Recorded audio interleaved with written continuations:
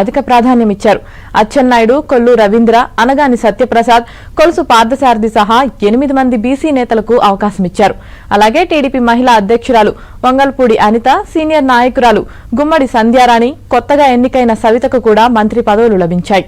జనసేనాని పవన్ కళ్యాణ్, కందుల దుర్గేష్, సవిత సహా కొత్తగా ఎన్నికైన 8 మంది ఎమ్మెల్యేలకు కేబినెట్లో చోటు కల్పించారు.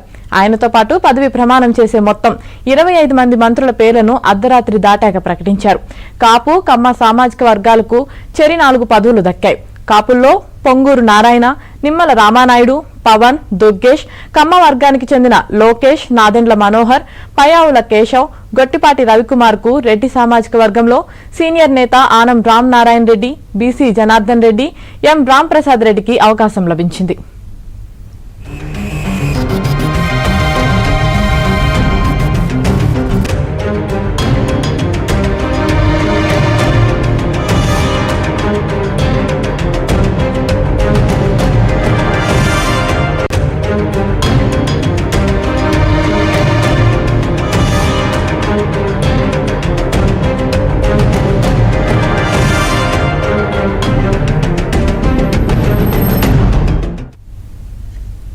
ఎస్సీ కోటాలో అనిత, డోలా బాల వీరాంజనేయ స్వామి, ఎస్టీ కోటాలో గుమ్మడి సంధ్యారాణి, ముస్లింల నుంచి మాజీ మంత్రి ఎంఎన్డి ఫరక్, ఆర్యవైశ్య వర్గం తరపున టీజీ భరత్ చోటు సంపాదించారు. అసెంబ్లీలో 175 సీట్లు ఉండగా మంత్రివర్గంలో 25 మంది మంత్రులను తీసుకోవడానికి అవకాశం ఉంది.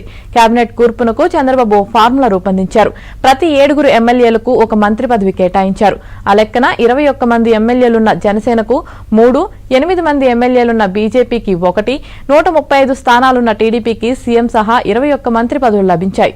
పదవులు పొందిన బీసీ నేతల్లో ఇంకా కొండపల్లి శ్రీనివాస్, వాసంశెట్టి సుభాష్, సత్యకుమార్, సవితి ఉన్నారు. ఉమ్మడి జిల్లాల వారీగా గుంటూరు, అనంతపురం, కల్లూరు జిల్లాలకు అత్యధికంగా 3 మంత్రి పదవులు దక్కాయి. తూర్పు, పశ్చిమ గోదావరి, కృష్ణా, నెల్లూరు, విజయనగరం, ప్రకాశం జిల్లాలకు 2 లభించాయి. చిత్తూరు జిల్లాలో సీఎం చంద్రబాబుకు తప్ప మరెవరికీ అవకాశం లభించలేదు. శ్రీకాకుళం, విశాఖపట్నం జిల్లాల నుంచి కూడా ఒక్కొక్కరికే ఛాన్స్ దక్కింది. అలాగే శాసనమండలి నుంచి ఎవరికీ దక్కలేదు.